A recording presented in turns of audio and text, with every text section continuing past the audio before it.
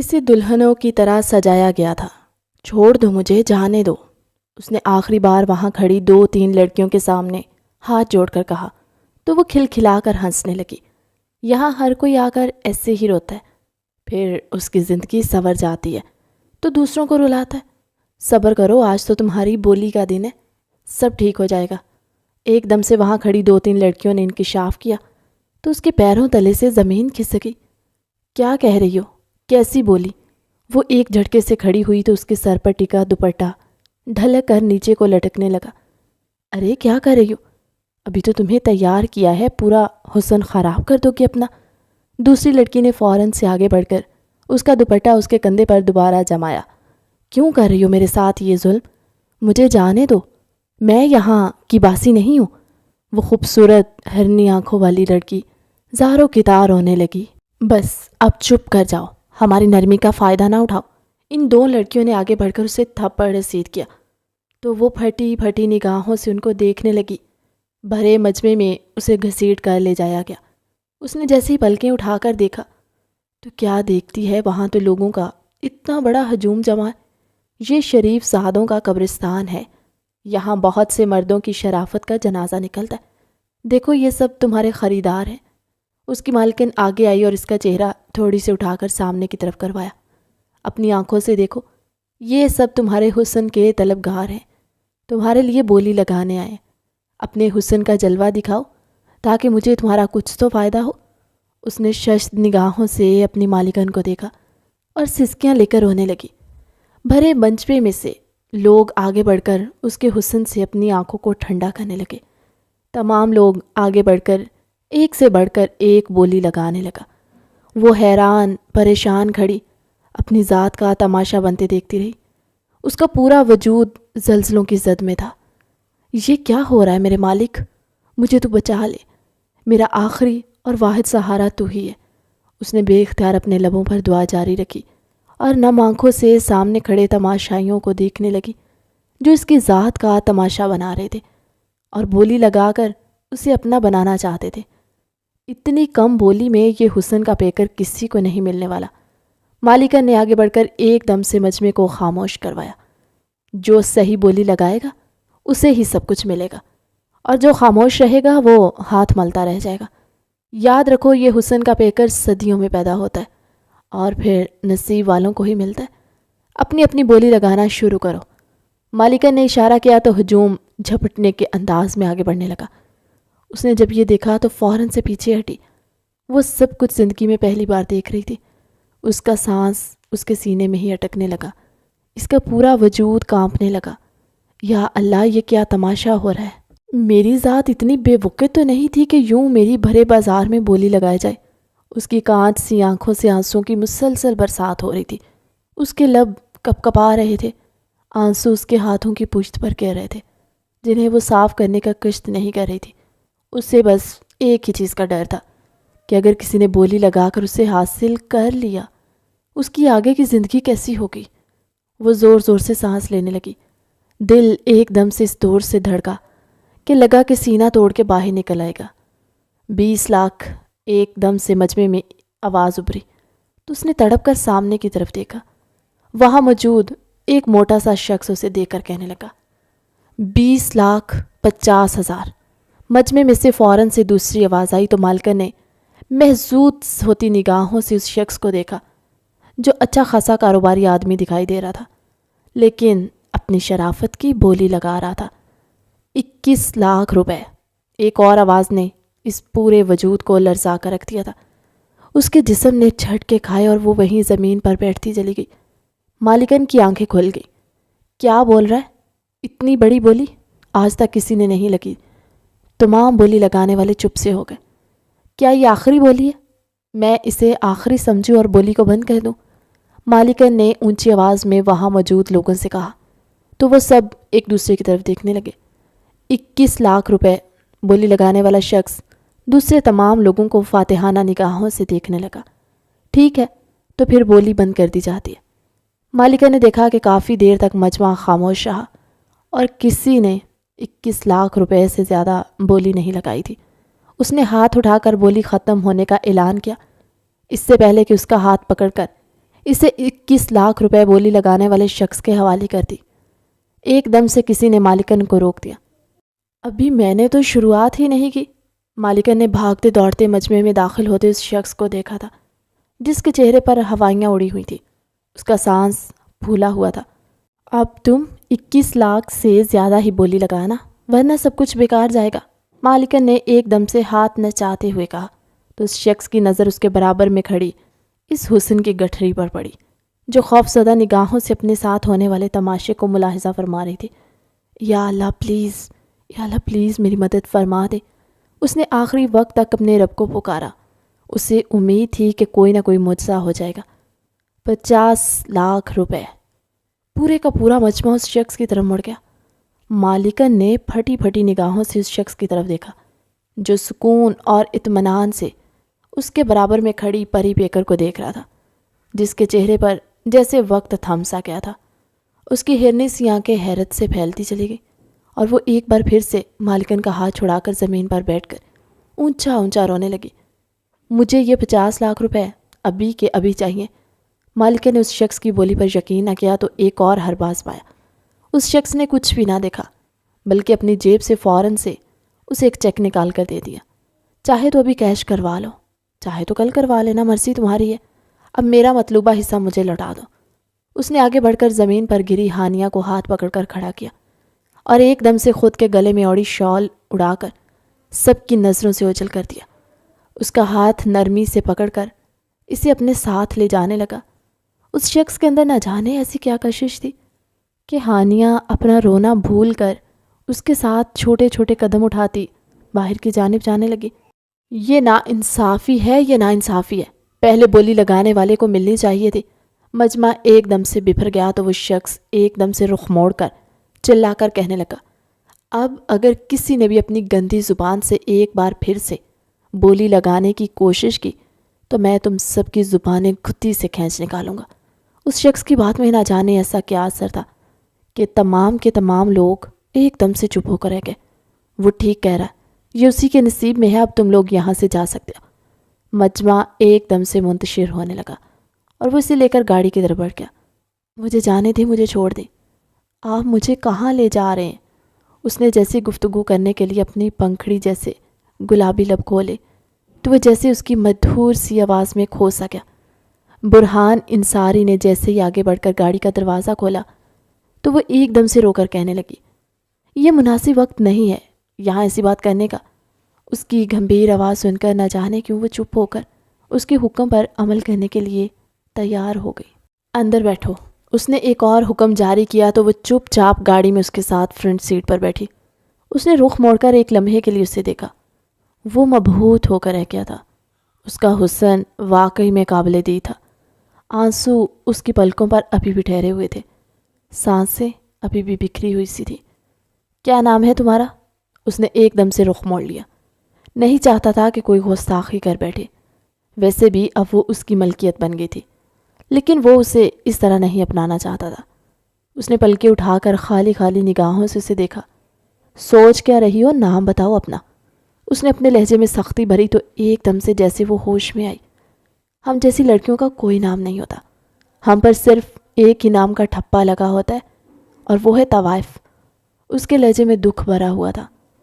آپ نے مجھے کیوں خریدا؟ وہ الٹا اس سے سوال کرنے لگی۔ البتہ اس کی آنکھوں میں خوف واضح طور پر نظر آ رہا تھا۔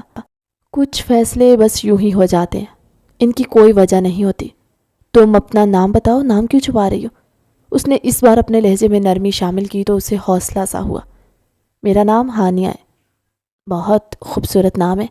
اس نے اپنی ساری توجہ آگے سڑک کی جانب مبذول کر لی۔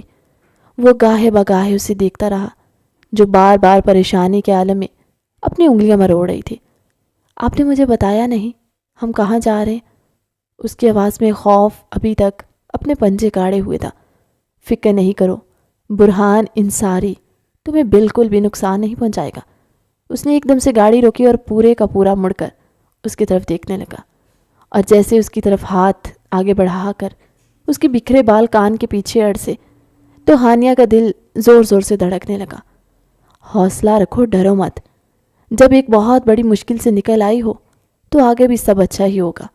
اس نے اس کے کندھے پر ہاتھ رکھتے ہوئے تسلی دی تو وہ ایک دم سے جیسے لرز سی گئی۔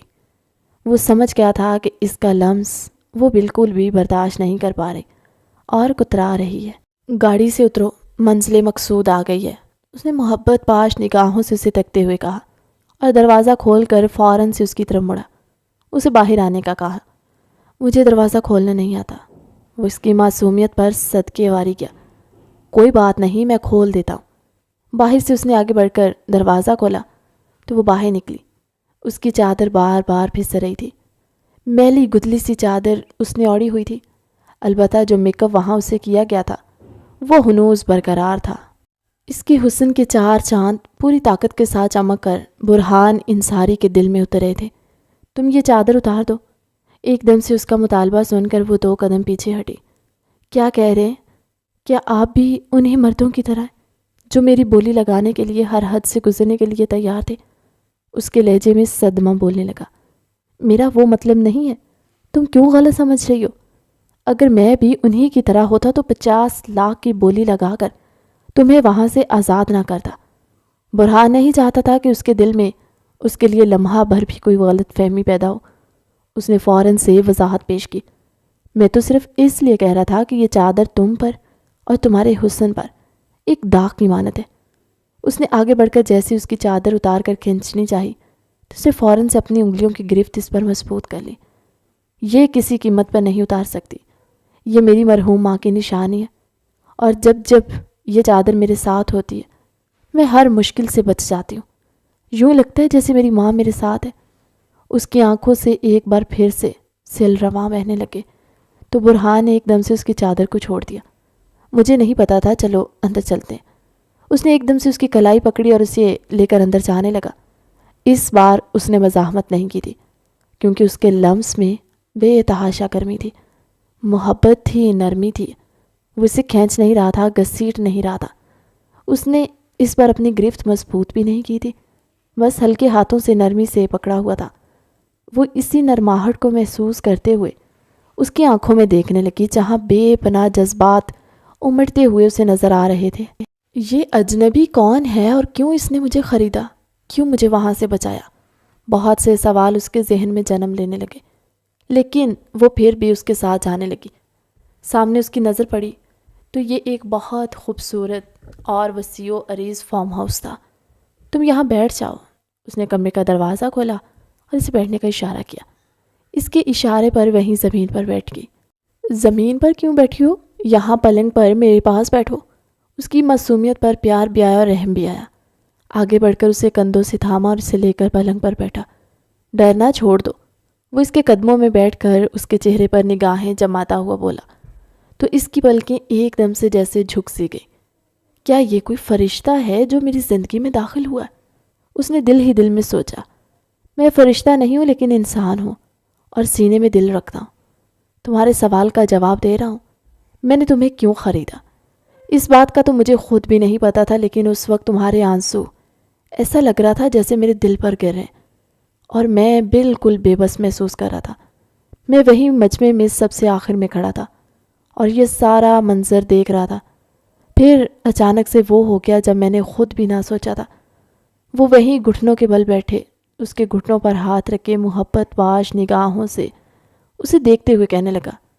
ہانیہ اس کی اس بات پر جیسے کھو سی گئی۔ کیا اس کی زندگی واقعی میں بدل گئی تھی؟ اللہ نے یا پھر اس کی زندگی میں اور بہت سے امتحانات لکھ رکھے تھے؟ وہ اسے دیکھ کر سوچنے لگی۔ نہ جانے کیوں آہستہ آہستہ اس کا خوف سونے لگا تھا۔ یہ بتاؤ تم نے کچھ کھایا؟ وہ اس کے حسن میں جیسے کھونے لگا تو ایک دم سے نگاہیں پھیر کر موضوع بدل دیا اور پوچھ بیٹھا۔ نہیں، اس نے مختصر سا جواب دیا اور اپنی نگاہیں اپنے ہاتھوں پر جما دی جہاں وہ بار بار انگلیاں مروڑ رہی تھی۔ اتنی نازک اور خوبصورت انگلیوں کا برا حشر کیوں کر رہی ہو؟ اس نے ہنستے ہوئے کہا۔ ہانیہ نے ایک دم سے اپنا مشغلہ ترک کر دیا۔ کیا کھاؤ گی بتاؤ، کیا کھانا چاہتی ہو؟ اس نے اس کی طرف دیکھتے ہوئے پوچھا تو وہ نفی میں سر ہلانے لگی۔ کچھ بھی جو پیٹ بھرنے کے لیے کافی ہو۔ پچھلے 2 دنوں سے کچھ بھی نہیں کھایا۔ کہتے ساتھ ہی وہ زاروں کی تار رونے لگی۔ اس کی اونچی آواز، اس کا ایک ایک آنسو جیسے برہان انصاری کے وجود پر گراں گزرا تھا۔ خدا کے واسطے تم مت رویا کرو، تمہارا رونا دیکھ کر تو میں نے تمہیں خرید لیا، اب تمہارا رونا مزید مجھ سے دیکھا نہیں جاتا۔ تمہارے آنسو ایسا لگتا ہے کہ جیسے بہت سے دکھوں کی غمازی کر رہے ہیں۔ تمہیں دیکھ کر تو میں اس بات پر یقین کر چکا کہ تم بے قصور ہو۔ دل نے اپنے اندر سے آنے والی اس صدا پر لبیک کہا تھا۔ اسی دوران کمرے کا دروازہ بجا اور وہاں موجود ملازم کھانا لے کر آیا۔ برہان انصاری نے اس کے ہاتھوں سے ٹرے لی اور وہ ٹرے اٹھا کر ہانیہ کے برابر میں پلنگ پر رکھ دی۔ کھانا شروع کرو۔ اشتہا انگیز کھانے کی خوشبو آتے ہی ہانیہ کی بھوک جاگ گئی۔ اس نے جیسے ہی پہلا نوالا لینے کی کوشش کی، اس کے ہاتھ بے تحاشا ہلنے لگے۔ اس کا پورا وجود کپ کپا رہا تھا، ہاتھوں میں بے پناہ لرزش تھی۔ پہلا نوالا جیسے جیسے کہ منہ میں ڈالا، اس کی سسکیاں بلند ہوئی۔ چھوڑ دو، میں تمہیں کھلاتا ہوں۔ وہ اس کے برابر میں بیٹھ کر اس کا رخ اپنی جانب کر گیا۔ اس کے بے حد قریب تھا، یہاں تک کہ ہانیہ کی سانسیں اسے محسوس ہو رہی تھی۔ اس نے اپنے ہاتھوں سے پہلا نوالا بنایا اور ہانیہ کو کھلایا۔ وہ چپ چاپ نظر جھکائے کھانے لگی۔ تم یہاں کیسی آئی؟ تیسرا نوالا کھانے کے دوران اس نے سوال کیا تو ہانیہ نم رونے لگی۔ برہان نے اس کی طرف دیکھا۔ داستان بہت طویل ہے، آپ کہاں سے سنیں گے؟ میں کہاں سے شروع کروں؟ رات گزر جائے گی لیکن داستان ختم نہ ہوگی۔ اس نے پھیکی ہنسی ہنستے ہوئے کہا تو وہ اسے دیکھ کر رہ گیا۔ جس قدر خوبصورت اس کا رونا تھا، اس سے کہیں زیادہ خوبصورت اس کا ہنسنا تھا۔ تم یہاں کیسی آئی؟ یہی بتا دو۔ وہ اسے باتوں میں لگانا چاہتا تھا کہ وہ اپنا کھانا کھا لے۔ یتیم ہوں میں، کوئی نہیں ہے میرا اس دنیا میں۔ رشتے کے نام پر ایک سوتیلی ماں ہے اور اس کے بھائی نے مجھے اس حال تک پہنچایا۔ جو محبت کی لالچ تھی اپنے ساتھ یہاں کوٹھے پر لے آیا اور بیچ دیا۔ اس کے بعد میری قسمت نے مجھے یہاں لا کر کھڑا کر دیا۔ اب سوچ رہی ہوں نہ جانے کیا ہوگا۔ کاش میں انسانی وجود ہی نہ رکھتی تو کس قدر خوبصورت ہوتا۔ میں کوئی پرندہ ہوتی، اڑ کر کہیں بھی چلی جاتی، واپسی پر کوئی بھی پوچھنے والا نہ ہوتا۔ اس نے اپنے لہجے میں اجنبیت محسوس کرتے ہوئے کہا تو اسے دیکھ کر رہ گیا۔ بعض رشتے بہت تکلیف دہ ہوتے، نہ میں مانتا ہوں اس بات کو، اور بعض ایسے ہوتے ہیں جو مرہم رکھ دیتے ہیں آپ کے زخموں پر۔ اس نے کھانے کی پلیٹ پرے کی اور ایک دم سے اس کے ہاتھ پر اپنا ہاتھ رکھ کر کہا تو وہ اسے زار کی زار پلکیں اٹھا کر دیکھنے لگی۔ اس کی آنکھوں سے نکلنے والے آنسوؤں کو اپنی انگلیوں کے پوروں پر چننے لگا۔ اس نے کرب سے اپنی آنکھیں مینچ لی۔ اب میرا مستقبل کیا ہوگا؟ اس نے ایک دم سے سوال کیا تو اس کا ہاتھ ہوا میں ہی معلق رہ گیا۔ تمہارا مستقبل، برہان نے زیر لب دہرایا۔ تمہارا مستقبل میرے ساتھ لکھا۔ وہ ایک دم سے مسکرا دیا۔ وہ گھنی لمبی پلکیں اٹھا کر اسے دیکھنے لگی۔ کیا مطلب؟ وہ اب بھی نہ سمجھی تھی۔ کچھ بھی نہیں، بس تم رونا بند کرو اور کچھ دیر بعد باہر آ جانا جہاں میں تمہیں آواز دوں۔ ہانیہ تو اس نے اس کا نام اس قدر محبت سے پکارا تھا کہ ہانیہ کو پہلی بار اپنے نام سے محبت ہوئی۔ وہ جانے کے لیے کھڑا تھا اور جیسے ہی مڑنے لگا تو ہانیہ پکار اٹھی، مجھے ڈر لگ رہا ہے، خدا کے واسطے نہ جائے۔ وہ کپ کپانے لگی تھی۔ جو کچھ اس کے ساتھ ہوا تھا اس نے اس کے ذہن پر گہرا اثر چھوڑا تھا۔ وہ ایک دم سے مڑا، گھٹنوں کے بل اس کے پاس بیٹھا، اس کی تھوڑی اٹھا کر چہرہ اونچا کیا۔ آج کے بعد تمہیں مجھ سے ڈر نہیں لگے گا، نہ کسی اور سے، کیونکہ تم برہان انصاری کی زوجہ بننے والی ہو۔ اس نے جیسے اس کی سماعتوں پر دھماکہ کیا تھا، وہ خالی خالی نگاہوں سے بس اسے دیکھتی ہی رہ گئی، جو سچ میں اس کے لیے فرشتہ ثابت ہو رہا تھا۔ کیا آپ سچ کہہ رہے؟ وہ شدید حیران تھی۔ مجھے لگا تھا آپ مجھے کسی محفوظ پناہ گاہ میں چھوڑ دیں گے اور میری زندگی ایک بار پھر سے ویسی ہو جائے گی، وہاں سے میں شاید دوبارہ کوٹھے پر پہنچا دی جاؤں۔ اس سے ابھی تک اپنی قسمت پر یقین نہیں آ رہا تھا۔ کیا دعائیں یوں بھی قبول ہوتی ہیں؟ اس نے خود سے سوال کیا۔ تمہاری محفوظ پناہ گاہ میں ہی ہوں، اسی لیے میں نے فیصلہ کیا ہے کہ میں تم سے ابھی اسی وقت نکاح کروں گا۔ وہ اپنی آنکھوں میں محبت کی چمک لیے ہوئے اسے کہنے لگا۔ وہ اپنی زندگی کی اس کایا پلٹ پر حیران تھی۔ کہاں تو وہ درندوں کے ہاتھوں میں جانے والی تھی، اور کہاں وہ ایک فرشتہ صرف انسان کے ہاتھوں بچائی گئی تھی، اور اب وہ اسے اپنی عزت بد دینے جا رہا تھا۔ باہر نکاح خواہ آ گئے، میرے ساتھ چلو۔ برہان نے محبت باش نگاہوں سے اسے دیکھتے ہوئے پاس رکھی شال اٹھائی اور اس کے سر پر اڑائی۔ تم اچھی طرح جانتی ہو کہ تمہیں کیا کرنا ہے۔ میں تم پر زور زبردستی نہیں کر رہا۔ مجھے نہیں پتا تمہارے دل میں کیا چل رہا ہے، بس جو تمہیں ٹھیک لگے وہی فیصلہ کرنا۔ اس نے اپنا ہاتھ آگے بڑھایا تو چند لمحے اسے دیکھتی رہی، پھر سر جھکا کر اپنا ہاتھ اس کے ہاتھ پر رکھ دیا۔ اب اس کا ہاتھ تھامے اسے ہال میں لے گیا، جہاں گواہان اور نکاح خواہ کی موجودگی میں اس کا نکاح پڑھایا جا رہا تھا۔ ہانیہ ولد اسجد علی، کیا آپ کو برہان انصاری سے یہ رشتہ قبول ہے؟ جواب میں اس نے قبول تو نہ کہا، لیکن اس کی سسکیاں گونجنے لگی۔ کافی دیر تک وہ روتی رہی، اس کے ہاتھ کانپتے رہے۔ برہان سمجھ گیا تھا کہ اسی جذباتی سہارے کی ضرورت ہے۔ وہ فوراً سے اٹھا، اس کے ہاتھ پر اپنا ہاتھ رکھا۔ اگلے ہی لمحے اس نے کہہ دیا، قبول ہے، قبول ہے، قبول ہے۔ برہان کی آنکھوں میں آنسو چھلکنے لگے۔ وہ مسکرا کر اسے دیکھنے لگا۔ پہلی نظر کی محبت تھی اور اس قدر جاندار تھی کہ اسے خود اپنی محبت پر یقین نہیں آ رہا تھا۔ مولوی صاحب نے اسے مبارکباد دی اور تمام لوگ واپسی کی راہ دیکھنے لگے۔ اب تم ہانیہ اسجد سے ہانیہ برہان انصاری بن گئی ہو، مبارک ہو تمہیں۔ اس نے ایک دم سے اس کا گھونگھٹ ہٹایا، اسے دیکھ کر مسکرانے لگا۔ وہ اسی لمحے اپنے جذبات پر قابو نہ رکھ سکی، فوراً سے روتے ہوئے آگے بڑھ کر اس کے گلے لگی۔ برہان کے لیے یہ سب کچھ بہت اچانک تھا۔ اگلے ہی لمحے وہ اسے اپنی باہوں میں بھینچ کر اپنے سینے میں لگا گیا۔ میرے ہوتے ہوئے اب نہ تم پر کوئی گندی نظر ڈال سکتا ہے اور نہ تمہیں کوئی نقصان پہنچا سکتا ہے، کیونکہ اب کوئی تم عام لڑکی نہیں ہو، بلکہ برہان کی بیوی ہو، اور برہان اپنے رشتوں کی حفاظت کرنا بہت اچھے سے جانتا ہے۔ اس کے سر پر ہاتھ رکھ کر اس کے بال سہلانے لگا۔ وہ آنکھیں بند کیے اس کے سینے سے سر ٹکائے شکر گزاری کی کیفیت میں دی۔ گھر چلے؟ اس نے سر اٹھا کر برہان کی طرف دیکھا تو اس نے مسکراتے ہوئے اس سے کہا، گھر؟ کون سا گھر؟ کب کہ گھر والے مان جائیں گے؟ انہیں اعتراض تو نہیں ہوگا؟ یہ وہ سوال تھا جس نے برہان کو ایک دم سے ہوش کی دنیا میں لا کھڑا کر دیا۔ ادھر بیٹھو، میری بات سنو۔ اس نے اس کا ہاتھ پکڑ کر اسے اپنے برابر میں بٹھایا۔ میری بات غور سے سنو۔ حالات میرے اور تمہارے حق میں بالکل بھی نہیں ہوں گے۔ میں تمہیں اپنے گھر تو لے جاؤں گا، لیکن وہاں تمہیں اپنی بیوی کی حیثیت متعارف نہیں کرواؤں گا، کیونکہ مجھے وقت لگے گا اپنے گھر والوں کو منانے میں۔ برہان کی بات سن کر ایک دم سے اس کے چہرے کی ہنسی غائب ہو گئی۔ یہ آپ کیا کہہ رہے ہیں؟ میری بات سمجھنے کی کوشش کرو۔ میں ہم دونوں کے لیے پہلے آسانیاں پیدا کروں گا، اس کے بعد میں اپنے رشتے کو ان سب کے سامنے لاؤں گا۔ وہ اس رشتے کو میرا جذباتی فیصلہ کہیں گے، تمہارے پس منظر پر سوال اٹھائیں گے۔ میں یہ سب کچھ نہیں چاہتا۔ میں پہلے اپنے لیے حالات سازگار بناؤں گا اور اس کے بعد ہم دونوں کا رشتہ سب کے سامنے آئے گا۔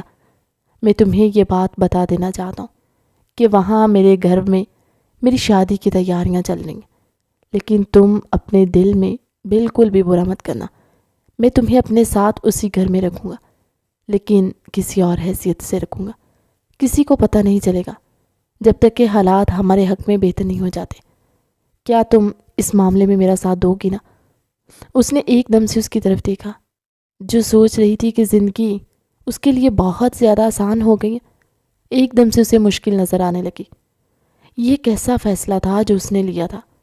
وہ اس کا محسن بھی تھا، لیکن اب وہ اسے اپنے ساتھ امتحان کی گھڑی میں کھڑا ہونے کا کہہ رہا تھا۔ کیا اسے ہاں کہہ دینا چاہیے یا پھر اسے منع کر دینا چاہیے؟ وہ اسی سوچ میں، اسی کشمکش میں مبتلا تھی۔ بتاؤ، جواب دو۔ تم چلو گی نا میرے ساتھ میرے گھر میں؟ وہاں میں تم پر کوئی آنچ نہیں آنے دوں گا، لیکن ہمارا رشتہ سب کے سامنے نہ آئے، یہی بہتر ہے۔ برہان اس کی خاموشی سے گھبرانے لگا۔ آگے بڑھ کر اس کے چہرے کو اپنے ہاتھوں میں لیا، اس کا چہرہ اپنی آنکھوں کے سامنے کر کے اس سے جواب طلب کرنے لگا۔ اس کی آنکھوں میں نمکین پانی بہرنے لگے۔ میں وعدہ کرتا ہوں تم سے، میں تمہارا ساتھ کب بھی نہیں چھوڑوں گا۔ کیا تم راضی ہو؟ وہ دھڑکتے دل کے ساتھ اس کی رضامندی کے لیے تڑپنے لگا۔ میں زندگی کے ہر امتحان میں آپ کے ساتھ چلنے کے لیے تیار ہوں۔ اس نے ایک دم سے آہستگی سے اس کے کان میں سرگوشی کی۔ برہان کے لبوں پر جاندار مسکراہٹ ابھری جو کچھ دیر پہلے غائب ہو چکی تھی۔ ماما، یہ برہان کہاں رہ گیا ہے؟ کیا اسے نہیں پتا کہ آج میری مہندی رکھی گئی ہے؟ دلہے کو تو لازمی ہونا چاہیے نا۔ یہ اقصیٰ تھی جو برہان کی منگیتر تھی، اور اب ان دونوں کی شادی کی تیاریاں چل رہی تھی۔ آج مہندی کا فنکشن تھا۔ وہ پیلے رنگ کے خوبصورت سے لباس میں ملبوس تھی کہ جب اس نے اپنی والدہ سے پوچھا تھا، آ جائے گا، تمہیں تو پتہ ہے نا کہ اس کے ارجنٹ کام نکلتے رہتے ہیں، اسی سلسلے میں کہیں گیا ہوگا۔ اس سے پہلے کہ وہ اپنی بات مکمل کرتی، انہیں برہان کی گاڑی کا ہارن سنائی دیا۔ لو، کر لو بات، اس کی عمر ماشاءاللہ بہت زیادہ ہے۔ ابھی اسے یاد کیا اور وہ حاضر ہو گیا۔ تائی جان نے مسکراتے ہوئے اپنی بیٹی اقصیٰ سے کہا تو وہ بھاگتے دوڑتے اس کے پاس جانے لگی۔ تبھی چچی جان نے، جو برہان کی والدہ تھی، ایک دم سے اسے روک دیا۔ ارے ارے بیٹا، یہ کیا کر رہی ہو؟ تمہاری مہندی ہے اور تم اس طرح باہر نہیں جا سکتی۔ چچی جان نے ایک دم سے اس کا ہاتھ پکڑ لیا تو وہ مایوس ہو کر انہیں دیکھنے لگی۔ چچی جان، جانے دینا، یہ تو صرف کہنے کی بات ہے۔ مجھے برہان سے بات کرنی ہے کہ وہ کہاں رہ گیا تھا، کل سے غائب ہے، نظر ہی نہیں آ رہا، وہ منہ بسورتے ہوئے کہنے لگی تھی۔ تو چچی جان نے اس پر رحم کیا۔ اچھا چلو جاؤ، اس سے پہلے کہ وہ بھاگ کر دروازے کے پاس جاتی، برہان اسے اندر داخل ہوتا دکھائی دیا۔ کہاں تھے؟ میں نے تمہارا کتنا انتظار کیا۔ وہ ایک دم سے آگے آئی اور اس نے برہان کی طرف دیکھ کر کہا، لیکن اگلے ہی لمحے اس کی بولتی بند ہو گئی جب اس نے برہان کے ساتھ ایک بے انتہا خوبصورت سی لڑکی کو دیکھا جو سر جھکائے برہان کے پیچھے کھڑی تھی۔ یہ کون ہے؟ اس نے اپنے لہجے میں خوف کو سموتے ہوئے پوچھا۔ وہ کل سے غائب تھا، لیکن اب اس کے ساتھ لڑکی کو دیکھا تو ایک دم سے جیسے اسے پریشانی نے گھیر لیا۔ اندر تو آنے دو، بتاتا ہوں کون ہے۔ برہان نے زبردستی اپنے چہرے پر مسکراہٹ سجائی دی۔ تھکے قدموں سے اندر آیا، پیچھے مڑ کر ہانیہ کو دیکھا تو اس نے اشارے سے بلایا، اندر آ جائے آپ بھی۔ ہانیہ سنتے ساتھ چھوٹے چھوٹے قدم اٹھاتی وہی لانچ میں رکھے صوفے پر برہان کے کہنے پر بیٹھی۔ اتنے میں تائی جان بھی آگے آئیں۔ چچی جان کی آنکھوں میں بھی حیرت تھی۔ کون ہے بیٹا یہ، اور اس طرح گھر میں آ رہی ہے؟ تم جانتے ہو کیا اسے؟ چچی جان نے ایک نظر ہانیہ پر ڈالتے ہوئے دوسرے ہی لمحے اپنے بیٹے سے پوچھا، امی جان پہلے مہمان کی خاطر مدارت تو کر لیں، یہ مہمان ہے، کوئی چائے پانی وغیرہ تو پوچھئے۔ اور ہاں، آپ سب کے جواب کی تسلی کے لیے جواب ہے کہ یہ میرے دوست کی بہن ہے، وہی دوست جو بچپن میں مجھ سے دور ہو گیا تھا۔ ہماری اچانک سے ملاقات ہوئی، اپنی پریشانی ظاہر کی۔ دراصل میں کام کے سلسلے میں دوسرے شہر گیا ہوا تھا، وہیں اس سے ملاقات ہوئی۔ اس نے مجھ سے کہا کہ میری بہن یہاں اس شہر میں پڑھنا چاہتی ہے، لیکن ابھی تک ہاسٹل کا انتظام نہیں ہو سکتا۔ میں نے اسے فوراً سے پیشکش کر دی کہ وہ ہمارے گھر میں ٹھہر سکتی ہیں جب تک اس کے ہاسٹل کا انتظام نہ ہو جائے، تو بس اسی سلسلے میں یہ پڑھنے آئی ہے۔ چچی جان نے یہ سنا تو ایک دم سے سر پیٹ کر رہ گئی۔ اس نے اتنا بڑا فیصلہ لے لیا اور اپنی ماں سے پوچھنا مناسب نہ سمجھا۔ انہوں نے برہان کو اپنے ساتھ آنے کا کہا، ایک کونے میں اسے لے گئی اور اس پر پھٹ پڑی۔ تم نے ذرا برابر بھی یہ نہ سوچا کہ تمہاری شادی ہونے والی ہے اور تم اس لڑکی کو گھر لے کر آ گئے؟ ہم اسے کہاں رکھیں گے؟ امی غصہ کیوں ہوتی ہیں؟ سرونٹ کوارٹر ہے نا، وہاں ایک کمرہ خالی ہے، وہاں رہ لے گی۔ اچھا، تمہارے دوست کو جا کر بتائے گی نہیں کہ اس کی فیملی نے اس کے ساتھ کیا کیا؟ امی کچھ بھی نہیں ہوتا، وہ لوگ کوئی بہت زیادہ امیر نہیں ہے، ہم سے تو کم تر ہی ہیں، اسے یہ بات بالکل بھی محسوس نہیں ہوگی۔ ویسے بھی وہ یہاں ہمارے درمیان اچھا محسوس نہیں کرے گی، اجنبیت محسوس ہوگی اسے، اسی لیے تو کہہ رہا ہوں کہ سرونٹ کوارٹر میں رہ لے گی۔ آپ بیٹھے، میں اسے سرونٹ کوارٹر تک بتا کر آتا ہوں، سمجھ آئے گی۔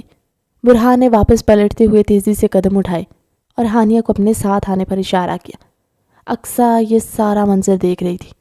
برہان ملازمہ ہے، وہ اسے دکھا دے گی سرونٹ کوارٹر کا راستہ۔ ذرا میرے پاس آؤ، مجھے تم سے ضروری بات کرنی ہے۔ اقصیٰ کے کہنے پر ایک دم سے وہ ٹھٹک کر رہ گیا۔ اس نے ایک نظر ہانیہ پر ڈالی، اسے ہی دیکھ رہی تھی جو ملازمہ راشدہ کو اس نے آواز دی۔ ناشتہ ہانیہ کو اس کے کمرے میں دے دینا، اور ہاں اس کی اچھے سے صفائی کروا دینا۔ کہتے ساتھ ہی اس نے ہانیہ کو آنکھوں میں اشارہ کیا اور اقصیٰ کے پاس چلایا۔ میرے کمرے میں آؤ، اسے حکم دینے لگی۔ ہانیہ کا دل ایک دم سے جیسے کسی نے مٹھی میں لے لیا۔ یہ لڑکی کون ہے اور اس طرح برہان کو کیوں آرڈر دے رہی؟ اسے نہ جانے کیوں ایک دم سے حسد محسوس ہونے لگا، لیکن وہ مجبور تھی۔ برہان نے اسے سب سمجھا دیا تھا۔ وہ ملازمہ کے ساتھ سرونٹ کوارٹر میں چلی گئی۔ کیا ہو گیا؟ تم نے مجھے یہاں اکیلے میں کیوں بلایا؟ وہ ایک دم سے بیزار نظر آنے لگا، تو اقصیٰ نے اس کا یہ رویہ بغور نوٹ کیا۔ بیزار میں تو نہیں ہوں، تم نظر آ رہے ہو۔ یہ لڑکی کون ہے؟ اسے یہاں کیوں لائے ہو؟ تم اچھی طرح جانتے ہو کہ میں تمہارے بارے میں کتنی پوزیسو ہوں۔ اقصیٰ کی گفتگو سے وہ بیزار ہونے لگا۔ ویسے بھی اس کا یہ رشتہ اس کی ماں نے زبردستی کیا تھا۔ اس نے تو کافی منع کیا تھا، پر اب صحیح معنوں میں اقصیٰ کے سوالات وہ زچ ہونے لگا تھا۔ امی کو بتا دیا ہے، تم ان سے ہی سب کچھ پوچھ لینا، میں کافی تھک گیا ہوں، آرام کرنا چاہتا ہوں۔ کہتے ساتھ ہی جیسے ہی وہ مڑنے لگا تو اقصیٰ نے ایک دم سے اس کے سامنے آ گئی۔ ایک دن میں تمہارا رویہ کیوں بدل گیا ہے؟ میں تمہارے سامنے تمہاری ہونے والی دلہن تیار کھڑی ہوں اور تم کوئی دلچسپی ہی نہیں دکھا رہے ہو۔ تمہیں تو شاید یہ بھی یاد نہ ہو کہ آج ہماری مہندی کی تقریب ہے۔ ایک دم سے اقصیٰ بے پناہ اداس نظر آنے لگی۔ برہان نے دل ہی دل میں اپنا سر پیٹ لیا۔ بہت پیاری لگ رہی ہو، لیکن چونکہ میں ابھی تھکا ہوا ہوں اس لیے مجھے کچھ بھی اچھا نہیں لگ رہا۔ میں آرام کروں گا، پھر بات کرتے ہیں نا، پلیز مان جاؤ نا۔ اس نے ایک دم سے محبت اپنے لہجے میں سموئی اور اقصیٰ کے گال تھپتھپائے۔ وہ مسکرانے لگی۔ ٹھیک ہے، پھر شام میں ملتے۔ برہان کہتے ساتھ ہی کمرے سے نکل کر اپنے کمرے میں آ گیا۔ اس نے ہانیہ کو فون دیا تھا۔ فون سے کمرے میں اس کے نمبر پر کال ملائی۔ جانے جہاں کمرہ ٹھیک لگا، وہ ہانیہ سے پوچھنے لگا۔ جی ٹھیک ہی ہے۔ اس کی آواز میں اداسی سی جھلک دکھائی دی۔ وہ بے چین ہو گیا۔ کیا ہوا، دل نہیں لگ رہا کیا؟ وہاں اس نے شرارت سے اسے پوچھا۔ جہاں آپ نہیں ہوں گے وہاں دل کیسے لگے گا؟ مجھے ڈر لگ رہا ہے یہاں۔ ہانیہ نے ایک دم سے منہ بسورا۔ میری جان، اب تمہیں بہادر بننا پڑے گا۔ میں ہر وقت تمہارے ساتھ یہاں نہیں رہ سکتا۔ یہاں بہت سی نظریں مجھ پر لگی ہوئی ہیں۔ اس نے اتنا کہا ہی تھا کہ ہانیہ نے ایک دم سے اس کی بات کاٹی۔ وہ لڑکی کون تھی جو آپ سے اس طرح بدتمیزی سے بات کر رہی تھی؟ ہانیہ کے لہجے میں غصہ نمایاں تھا۔ وہ وہی تو ہے جس سے میری شادی ہونے جا رہی ہے۔ تمہیں کیوں اتنی جلسی ہو رہی ہے؟ وہ محسوس ہوا۔ ہانیہ نے ایک دم سے فون ہی کاٹ دیا۔ ارے اسے کیا ہو گیا؟ زوجہ بن کر تو بڑا روب دکھا رہی ہے۔ کون ہے؟ رات کے 12 بج رہے، جب وہ اپنے کمرے میں اکیلے بیٹھی تھی۔ ایک دم سے اس کے دروازے پر دستک ہوئی تو وہ اچھل پڑی۔ دروازہ کھولو، انتہائی آہستہ آواز میں برہان نے اسے کہا، تو اس نے فوراً سے دروازہ کھول دیا۔ آپ یہاں کیا کر رہے ہیں؟ کسی نے دیکھ لیا تو کیا ہوگا؟ وہ کانپنے لگی۔ ارے میری پیاری زوجہ، آپ مجھے ناراض ہو گئی تو مجھ سے رہا نہ گیا۔ اس وقت سب سو چکے، لیکن میں بے چین ہوں کیونکہ میری زوجہ محترمہ نے میرا فون کاٹ دیا۔ اب تم ہی بتاؤ میں کیسے سو سکتا ہوں تمہیں دیکھے بغیر، تم سے بات کیے بغیر؟ وہ ایک دم سے آگے بڑھ کر اسے اپنی باہوں میں لینے لگا تو ہانیہ کے چہرے پر شرم کی لالی بکھر گئی۔ اس کا پورا وجود سرخ ہونے لگا۔ برہان نے جھٹک کر اس لمحے اس خوبصورت منظر کو دیکھا تھا اور آگے بڑھ کے ایک دم سے اچانک اس کے گال پر بوسہ دیا۔ اس کی آنکھیں ابل پڑیں۔ یہ آپ کیا کریں؟ ایک دم سے وہ بلش ہو کر سر جھکا گئی۔ وہ ابھی تک اس کی باہوں کے حصار میں تھی۔ آپ چاہیں کوئی آ جائے گا؟ وہ اسے بھگانے کے چکر میں تھی۔ نہیں، اب تو میں نہیں جانے والا۔ شوق ہے تمہارا یہ چہرہ ساری رات دیکھ سکتا ہوں۔ کس طرح تم شرماتی ہو، بہت پیاری لگتی ہو۔ اس کے کان کے قریب جھک کر سرگوشی نما انداز میں کہنے لگا۔ ابھی وہ دونوں ان لمحات کو جی بھی نہ پائے تھے کہ اچانک سے برہان کا فون بجنے لگا۔ اس نے سرعت سے ہانیہ کا ہاتھ چھوڑا اور اپنے بجتے موبائل کو ایک دم سے سائلنٹ کر دیا۔ میری رنگ ٹون پر پورے گھر میں مشہور ہے، کسی نے سن لی، سرونٹ کوارٹر سے آ رہی ہے تو مسئلہ ہو جائے گا۔ ایک دم سے اس نے کہتے ہوئے فون اٹھایا تو دوسری طرف اقصیٰ تھے۔ برہان تم کہاں ہو؟ اپنے کمرے پہ بھی نہیں ہو؟ اس وقت کہاں چلے گیا؟ وہ بھی مجھے بتائے بغیر؟ مگر میں نے تم سے کہا تھا نا کہ وینیو وغیرہ ڈیسائیڈ کرنا ہے۔ ابھی تک کچھ بھی ڈیسائیڈ نہیں ہوا۔ تمہارے آنے کا انتظار کر رہی ہوں لیکن اب تم اپنے کمرے میں ہی نہیں ہو۔ اس نے ایک دم سے اسپیکر کھولا تھا۔ ہانیہ نے اقصیٰ کی بات سنی تھی تو ایک دم سے آگے بڑھی۔ برہان نے اس کا ہاتھ پکڑ کر اسے زور سے کھینچا کہ وہ اس کے سینے سے جا لگی۔ پھر اس نے اس کی کمر سے پکڑ کر خود میں بھینچ لیا۔ ہانیہ اس کی باہوں میں مچلنے لگی۔ میں ضروری کام سے باہر گیا ہوا تھا، آ رہا ہوں، آ کر تم سے بات کرتا ہوں۔ وہ بات تو اقصیٰ سے کر رہا تھا لیکن گم ہانیہ کے بالوں میں تھا جو آبشار کی مانند اس کی کمر پر بکھرے ہوئے تھے۔ یہ جدائی مجھ سے صحیح نہیں جاتی لیکن کیا کروں، رسم دنیا ہے، نبھانا تو ہے۔ ایک طرف گھر والی ہے تو دوسری طرف باہر والی، اس نے شرارت سے ہانیہ سے کہا۔ تو ہانیہ نے اس کی کمر پر مکہ دے مارا۔ آپ نے مجھے بہت بڑی مشکل میں لا کر پھنسا دیا ہے، آپ مجھے وہیں فارم ہاؤس پر رہنے دیتے نا۔ اچانک سے اس کے لہجے میں آنسوؤں کی نمی گھلی تو برہان حیران ہو کر اسے دیکھنے لگا۔ ارے تم کیوں رو رہی ہو؟ تم اقصیٰ سے خوف زدہ ہو؟ کچھ نہیں ہوگا، میں اس سے شادی نہیں کروں گا۔ ابھی فی الحال میں راستے تلاش کرنے کی کوشش کر رہا ہوں۔ تم نے کہا تھا نا تو میرا ساتھ ہوگی۔ اب اگر تم اس طرح رونے لگو گی تو پھر مجھے بالکل بھی مزہ نہیں آئے گا۔ میں روز روز تم سے ملنے نہیں آ سکتا یہاں پر۔ یہ تو تمام گھر والے شام کو مہندی کی تقریب کی وجہ سے تھک گئے تھے، اب یہ مہندی کے بعد اگلی رات تک جاگیں گے۔ کیا کریں گے ایسے میں؟ تم سے ملنا تو بالکل بھی نہیں بن پائے گا۔ اس نے آگے بڑھ کر ایک دم سے اس کے گالوں پر بہنے والے آنسوؤں کو اپنے لبوں سے چنا۔ ہانیہ نے آنکھیں بند کر سسکی سی لی تھی۔ آپ کے بغیر اب ایک لمحہ بھی نہیں رہنا میرے لیے دشوار ہو جاتا ہے۔ میں نے تو اپنی ساری دنیا آپ کے اندر ہی بسا لی ہے۔ ہانیہ نے ایک دم سے اسے گلے سے لگایا اور بول پڑی تھی۔ برہان اس کے اس خوبصورت اظہار پر اسے دیکھتا رہ گیا۔ محترمہ، مجھے جانا بھی ہے۔ اگر آپ اس طرح مجھ سے لپٹی رہیں گی تو میرا جانا دشوار ہو جائے گا اور شادی کی پہلی رات یہیں پر ہو جائے گی۔ اس نے ہانیہ کے کان کے پاس مدھور سی آواز میں سرگوشی کی۔ دوسرے ہی لمحے وہ اس سے الگ ہوئی اور رخ موڑ گئی۔ برہان اس کی اس ادا پر مسکراتے ہوئے کمرے سے تیزی سے نکل گیا۔ جاتے جاتے وہ یہ کہنا نہ بھولا کہ کل ملتے ہیں۔ بات سنو نوشہرہ، پچھلے دنوں جس سوٹ کا آرڈر میں نے کینسل کروایا تھا وہ سوٹ مجھے دوبارہ چاہیے۔ مجھے ارجنٹ لا کر دو، اور ہاں، یہ بات کسی کو بھی مت بتانا۔ برہان فون پر اپنے ملازم سے کہہ رہا تھا۔ سر، یہ لیجیے آپ کا آرڈر۔ 2 دن بعد اس نے اسے یہ سوٹ لا کر دیا تو اس نے ہاتھ پھیر کر اس کی کوالٹی چیک کی۔ وہ واقعی میں وہی تھا جو اقصیٰ نے پسند کیا تھا، لیکن پھر اس نے یہ کہہ کر اقصیٰ کو روک دیا تھا کہ یہ بہت ہیوی ہے اور مجھے ہیوی ڈریس پسند نہیں۔ لیکن اب یہی ڈریس اس نے ہانیہ کے لیے خریدا۔ ہانیہ باغیچے میں ٹہل رہی تھی جب اس نے اشارے سے اسے اپنے پاس بلایا۔ وہ سرونٹ کوارٹر کی پچھلی طرف پتلی گلی میں کھڑا اسے اپنی طرف متوجہ کرنے میں کامیاب ہو گیا۔ کیا ہوا ہے؟ آپ اس طرح مجھے کیوں بلا رہے ہیں؟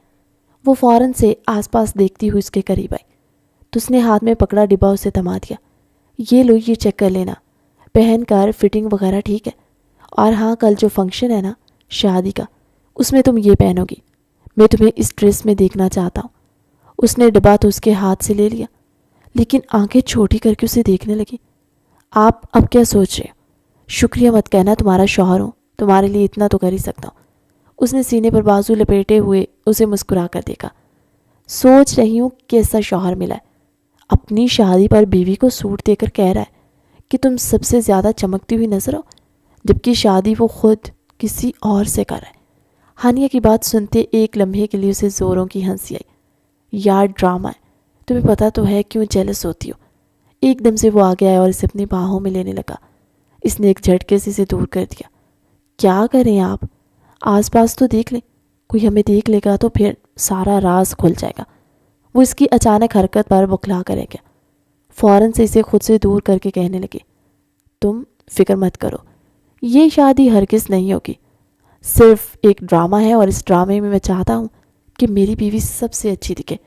اس نے آگے بڑھ کر اس کے بال سہلائے۔ ایک بات اور بتائیں مجھے۔ وہ وہیں کھڑے کھڑے کسی گہری سوچ میں تھی جب اچانک سے اسے مخاطب کر کے کہا۔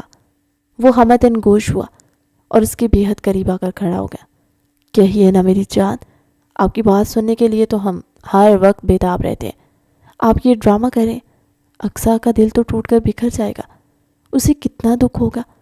آپ اسے حقیقت بتا کیوں نہیں دیتے؟ میں صدقے میری بیوی ہو کر تم اپنی سوتن کے جذبات کے بارے میں سوچ رہی ہو؟ تمہیں تو 7 توپوں کی سلامی، بلکہ 7 کم پڑ جائیں گے۔ تمہیں بالکل میں 21 توپوں کی سلامی دوں گا۔ وہ ہنستے ہوئے کہنے لگا تو ہانیہ نے آگے بڑھ کر اس کے کندھے پر ایک مکہ رسید کیا۔ تو مائی ڈیئر وائف، بات کچھ یوں ہے کہ اقصیٰ کو میں نے پہلے ہی خبردار کر دیا تھا کہ میں اسے محبت نہیں کرتا ہوں۔ سمجھو زبردستی کا رشتہ طے ہوا ہے اور میں زبردستی کا دلہا بنا ہوں۔ مجھے اس شادی میں پہلے دن سے کوئی انٹرسٹ نہیں تھا اور تمہارے بعد مجھے کوئی اور دکھائی ہی نہیں دیتا۔ اقصیٰ کو میں نے کافی بار سمجھایا، وہ کہتی ہے تمہیں مجھ سے شادی کی بات محبت ہو جائے گی، لیکن میں انسان ہوں، اسے صرف اپنے جذبات کی فکر ہے۔ پر اب وہ بھی مزہ چکھ لے گی۔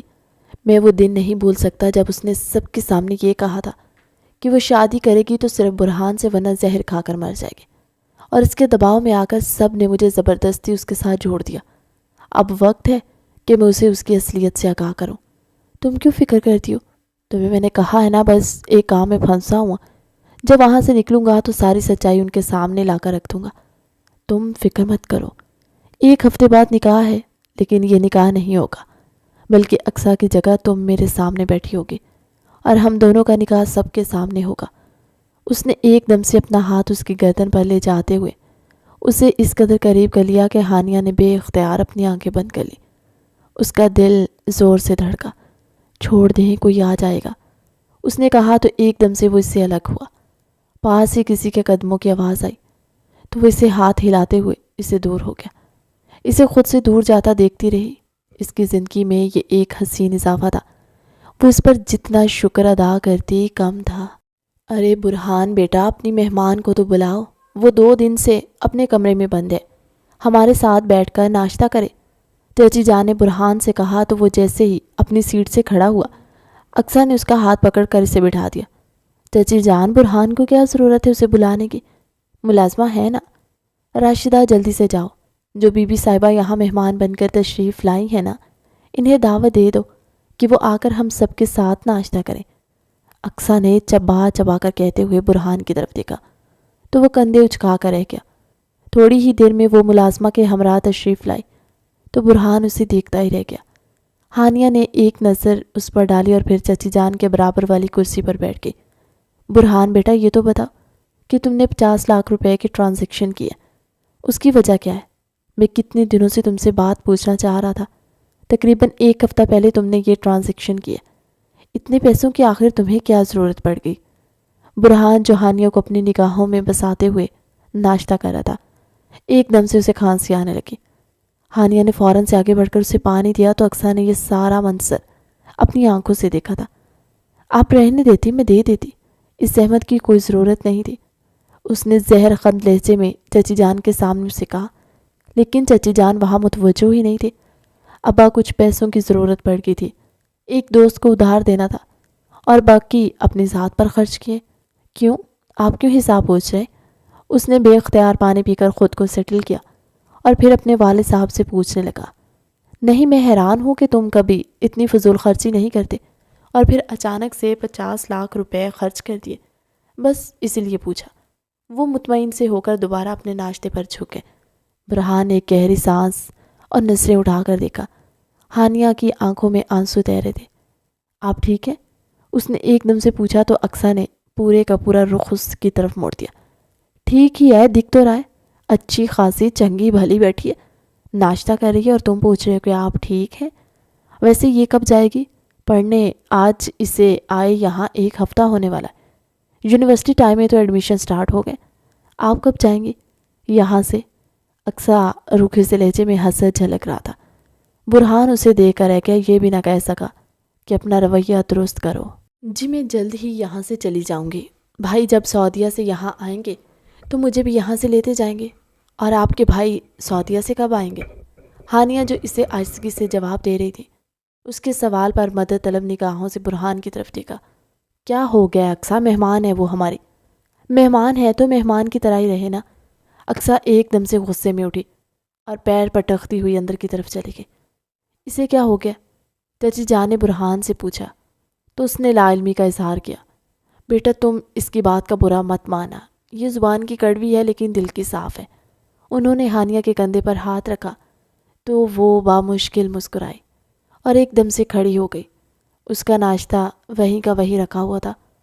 برہان اسے افسوس بھری نگاہوں سے آنکھوں میں آنسو لیے دیکھتے جا رہا تھا۔ بس میری جان، بس کچھ دن اور میرا مسئلہ حل ہو جائے، اس کے بعد میں تمہیں یہاں سے لے کر بہت دور چلا جاؤں گا۔ یہ لوگ بہت ظالم ہیں، یہ ہم دونوں کو سکون سے نہیں جینے دیں گے۔ بس اسی لیے تمہیں ایک راز کی طرح رکھا ہوا ہے۔ وہ دل ہی دل میں خود سے مخاطب ہو کر کہنے لگا تھا۔ اس نے اپنے دل کو بہت مشکل سے منایا اور برہان کا دیا گیا جوڑا، جو خوبصورت رنگوں کا حسین امتزاج تھا، زیب تن کیا تو خود اپنے ہی حسن پر قربان ہو کرے گی۔ واقعی میں بہت پیاری لگ رہی ہوں۔ ایسے ہی تو برہان فدا نہیں ہوئے۔ اپنے آپ کو دیکھا تو وہ واقعی میں کسی پری سے کم نہیں لگ رہی تھی۔ تیار ہو کر باہر آئی تو چچی جان نے سب سے پہلے اسے دیکھا اور گلے لگا لیا۔ بیٹا، تم تو واقعی میں بہت خوبصورت لگ رہی ہو، بالکل دلہن لگ رہی ہو۔ وہ آ گئی تو برہان اسے اقصیٰ کے ساتھ بیٹھا نظر آ گیا۔ وہ خود بھی بہت ہینڈسم دکھائی دے رہا تھا۔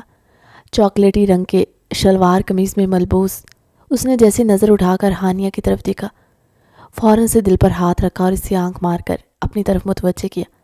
ہانیہ بھی مسکرا کر رہ گئی۔ یہ تو وہی جوڑا نہیں ہے جو میں نے پسند کیا تھا۔ اقصیٰ کی یادداشت بہت تیز تھی۔ کون سا جوڑا؟ کس جوڑے کی بات کر رہی ہو؟ برہان نے اداکاری کی۔ میری یادداشت کمزور نہیں ہے، مجھے اچھی طرح یاد ہے یہ وہی جوڑا ہے جو تم نے ریجیکٹ کر دیا تھا۔ اس کے پاس کہاں سے آیا؟ اتنا مہنگا جوڑا تھا، اسے کس نے خرید کر دیا؟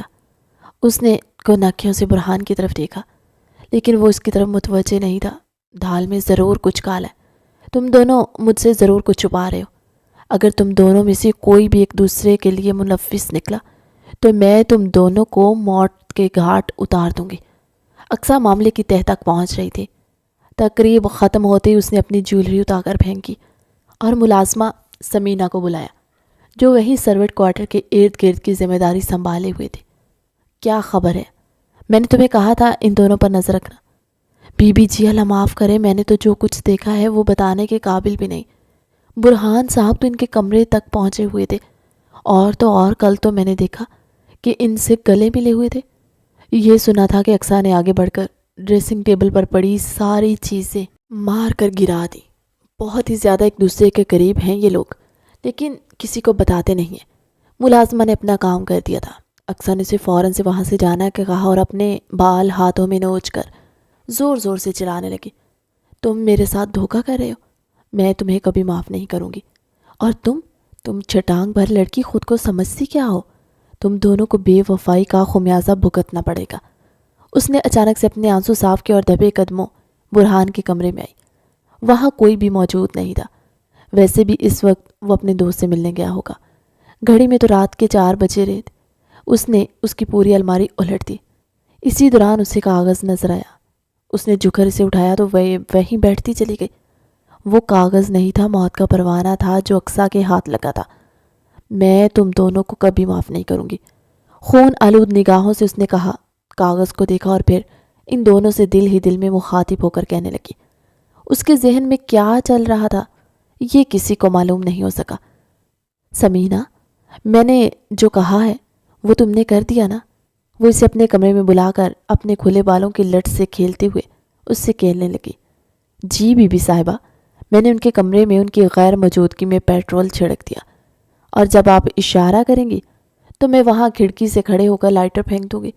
دھماکہ ہوگا اور وہ کمرہ جل جائے گا۔ اسی دوران آپ کے کہنے پر میں نے وہاں موجود تمام ملازموں کو چھٹی دے دیا۔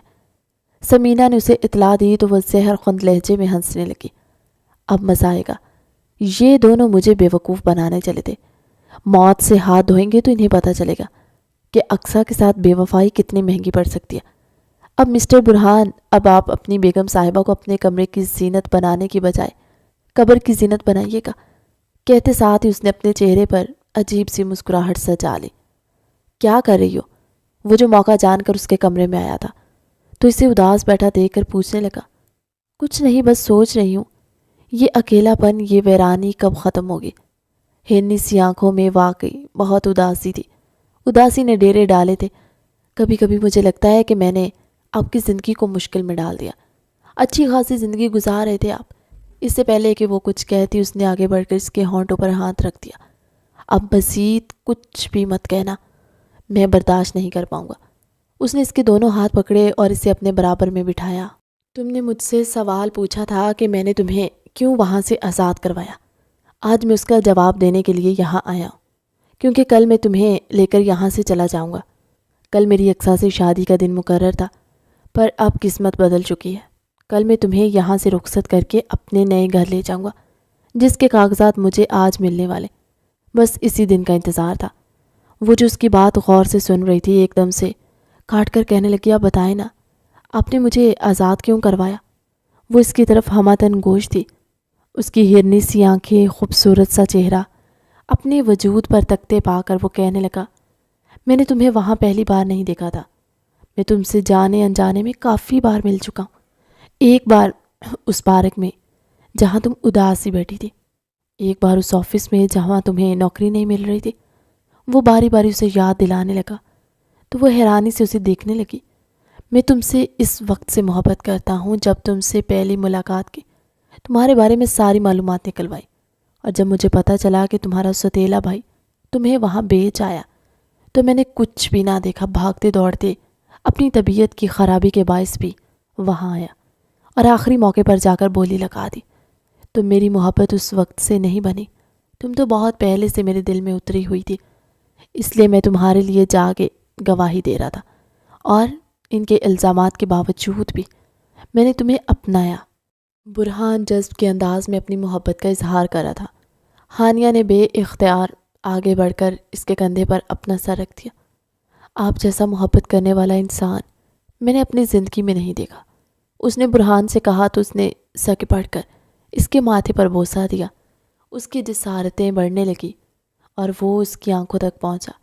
آنکھوں سے ہوتے ہوئے جیسے وہ اس کے ہونٹوں پر جھکنے لگا، وہ ایک دم سے اسے الگ ہوئی۔ اب چاہے یہاں سے کوئی آ جائے گا۔ او ہو، اتنا اچھا مومنٹ خراب کر دیا۔ اس نے شرارت سے اس کے کان کھینچے تو ہانیہ نے اسے کھڑے ہو کر باہر جانے کا اشارہ کیا۔ چلے جائیے یہاں سے، ورنہ کل کی خوشی آج ہی ماتم میں بدل جائے گی۔ اس نے اس انداز میں کہا کہ برہان کی ہنسی غائب ہوئی اور آگے بڑھ کر اس نے ہونٹوں پر ہاتھ رکھ دیے۔ ایسی باتیں کیوں کر رہی ہو؟ ایک دم سے میرے دل کو جیسے کچھ ہونے لگا۔ اچھا نا، آپ چاہیے بھی، کوئی دیکھ لے گا۔ اس نے ایک بار پھر سے زور دیا تو برہان باہر نکل آیا، اور جیسے باہر نکلا تو زوردار دھماکہ ہوا۔ اس نے پھٹی پھٹی نگاہوں سے پیچھے کی طرف دیکھا۔ اس کا پورا کمرہ شعلوں کی زد میں تھا۔ ہانیہ، ہانیہ، وہ دیوانہ وار اندر کی طرف بڑھنے لگا۔ دو ملازموں نے آگے بڑھ کر اسے پکڑ لیا۔ کیا کریں برہان صاحب، آپ جل جائیں گے، آپ زخمی ہو جائیں گے۔ لیکن وہ تو جیسے اپنے حواسوں میں ہی نہیں تھا، بار بار ایک ہی بات کی پکار کر رہا تھا، ہانیہ، ہانیہ کہاں تم میری جان؟ ہانیہ، میں تمہیں کچھ نہیں ہونے دوں گا۔ اس کے چیخنے چلانے کی آواز سن کر اس نے ایک جھٹکے سے ملازموں کو دور دھکا دیا اور فوراً سے جیسے ہی آگ کے درمیان سے ہوتا ہوا اندر گیا تو کیا دیکھتا ہے وہ آگ کے شعلوں کے درمیان گری ہوئی ہے۔ اس کا وجود جھلس رہا ہے، اس کے کپڑوں میں آگ لگی ہوئی ہے۔ اس نے آگے بڑھ کر اپنی شرٹ اتاری اور اس کے جسم پر ڈالنے لگا۔ آگ ایک دم سے بجھ گئی، لیکن وہ بے ہوش ہو چکی تھی۔ اس نے فوراً سے آگے بڑھ کر اسے گود میں اٹھایا اور چیخنے لگا، چلانے لگا، ایمبولینس کو بلاؤ، جلدی بلاؤ۔ کوئی اسے جواب نہیں دے رہا تھا۔ وہ ننگے قدموں اسے اسی طرح اپنی گود میں اٹھائے بھاگتا رہا، یہاں تک کہ ٹیکسی کو ہاتھ دیا اور اسے ٹیکسی میں ڈال کر ہسپتال لے گیا۔ میں جان گیا ہوں یہ تمہاری حرکت ہے۔ وہ اقصیٰ کے سر پر پہنچا اور اس سے زوردار تھپڑ رسید کیا۔ وہ دور جا گری۔ تمام گھر والوں کی موجودگی میں اس نے ایسا کیا تھا۔ گھر والے تو ویسے ہی حیران تھے کہ وہ ہانیہ کے پیچھے اتنا پاگل کیوں ہے۔ پورے 3 دن وہ اس کے پیچھے ہاسپٹل میں خوار ہوتا رہا، اور جب چوتھے دن گھر واپس آئی تب اس نے آگے بڑھ کر اقصیٰ کو تھپڑ رسید کیا گیا تھا۔ تم ایک پرائی لڑکی کے لیے اقصیٰ کو کیوں مار رہے ہو؟ اس کے والد صاحب نے اسے تنبیہ کی تو اس نے ان سب کی طرف مڑ کر دیکھا۔ میں اقصیٰ سے کبھی شادی نہیں کرنا چاہتا تھا، اور نہ میں کروں گا۔ اقصیٰ نے جو کچھ کیا ہے وہ آپ سب کے علم میں نہیں ہے۔ اس نے ہانیہ کو، جی ہاں، اس نے ہانیہ کو، جو کہ میری بیوی ہے، میری زوجہ ہے، میں نے اس سے نکاح کیا، موت کے گھاٹ اتارنے کی کوشش کی، لیکن اب میں یہاں ایک پل نہیں رکوں گا، کیونکہ مجھے پتہ ہے کہ پہلے صرف اقصیٰ دشمن تھی، اب ہانیہ کے دشمن یہاں گھر کا ہر فرد بن جائے گا، اس لیے میں یہ گھر چھوڑ کر جا رہا ہوں۔ اس نے ایک جھٹکے سے پاس لیٹی ہوئی ہانیہ کو گود میں اٹھایا۔ کیا تم نے اس سے شادی کر لی؟ چچی جان کو حیرت کا شدید جھٹکا لگا۔ جی ہاں، اور اس بات کو 2 ہفتے ہو گئے۔ یہ میری بیوی ہے اور یہاں بہانے سے یہاں رہ رہی ہے۔ میں صحیح وقت کا انتظار کر رہا تھا کہ اب صحیح وقت آ پہنچا ہے۔ میں نے اپنی محنت کی کمائی سے گھر خرید لیا، وہیں سے لے کر جاؤں گا، بساؤں گا۔ اس نے پیچھے مڑ کر نہ دیکھا اور تیز تیز قدموں سے گھر چھوڑ کر نکل گیا۔ اپنے نئے گھر میں قدم رکھا، اس نے ہانیہ کو ہاتھوں کا سہارا دے کر بٹھایا۔ میرے لیے آپ نے بہت تکلیفیں دیکھی، وہ کہہ کر رونے لگی تو اس نے آگے بڑھ کر اپنے لبوں سے اس کے گالوں پر موجود آنسوؤں کے نشان چن لیے۔ اب سب کچھ ہمارے حق میں ہے، اب ہمارے درمیان کبھی دوری نہیں آئے گی۔ اس نے آگے بڑھ کر جذب کے عالم میں اسے بوسہ دیا۔ ہانیہ نے بھی اپنی پوری شدت سے اسے گلے سے لگا لیا۔ وہ دونوں یک جان 2 قلب بنے تھے۔ محبت ان کے دلوں پر برس رہی تھی۔ وہ اپنی محبت کی برسات میں ہانیہ کو بھگو رہا تھا اور ہانیہ نے اپنا آپ اسے سونپ دیا۔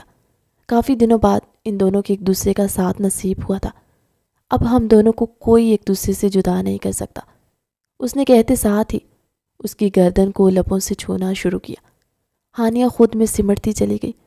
محبت ان کے دلوں پر نازل ہو رہی تھی اور وہ محبت کو اپنی جھولی میں سمیٹ کر خوش آمدید کہہ رہے تھے۔